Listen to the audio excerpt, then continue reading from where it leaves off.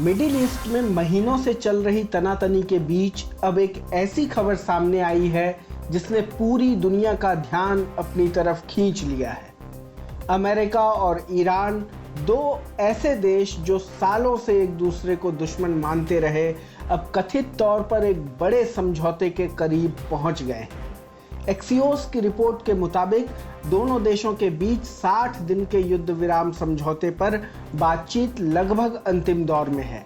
यानी वही अमेरिका जो ईरान को दुनिया के लिए खतरा बताता था और वही ईरान जो अमेरिका को ग्रेट सैटन कहता रहा, अब दोनों टेबल पर बैठकर डील की भाषा बोल रहे हैं। लेकिन सवाल यह है कि आखिर अचानक ऐसा क्या बदल गया? जवाब सीधा है, युद्ध महंगा पड़ रहा है। सिर्फ हथियारों से नहीं, तेल से, महंगाई से, व्यापार से और जनता की जेब से। जब भी मिडिल ईस्ट में तनाव बढ़ता है, उसका असर सबसे पहले आम आदमी पर पड़ता है। भारत जैसे देशों में पेट्रोल डीजल महंगा होता है, ट्रांसपोर्ट महंगा होता है, सब्जियां महंगी होती हैं, मजदूर की जेब खाली होती है और बड़े देश बैठकर रणनीति बनाते रहते हैं। रिपोर्ट्स के मुताबिक इस संभावित समझौते में सबसे अहम मुद्दा हॉर्मुज स्ट्रेट का है। यही वह समुद्री रास्ता है जहां से दुनिया के बड़े हिस्से में तेल सप्लाई होता है। रॉयटर्स की रिपोर्ट के मुताबिक अगर हॉर्मुज बंद होता है तो ग्लोबल ऑयल मार्केट हिल सकता है। यही वजह है कि अमेरिका चाहता है कि वहां जहाज़ों की आवाजाही फिर सामान्य हो। रिपोर्ट्स कहती है कि ईरान हॉर्मुज में बिछाई गई बारूदी सुरंगों हटाने पर सहमत हो सकता है।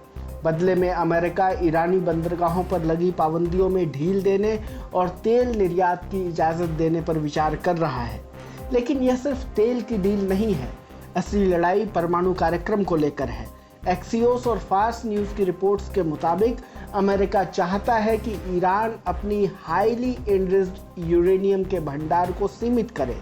कुछ रिपोर्ट्स में दावा किया गया है कि करीब 400 किलोग्राम संवर्धित यूरेनियम को अमेरिका के हवाले करने की मांग भी रखी गई है। यही वह सामग्री है जिससे परमाणु हथियार बनाए जाने का खतरा बताया जा रहा है। अमेरिका की दूसरी सबसे बड़ी शर्त यह बताई जा रही है कि ईरान अपने न्यूक्लियर प्रोग्राम को सीमित करे और सिर्फ एक परमाणु फैसिलिटी को चालू रखे, बाकी गतिविधियों पर रोक लगे। यानी साफ है कि वॉशिंगटन ईरान की परमाणु ताकत को पूरी तरह खत्म तो नहीं करना चाहता, लेकिन उसे नियंत्रित जरूर रखना चाहता है। दूसरी तरफ ईरान भी झुकने के मूड में पूरी तरह नहीं दिख रहा।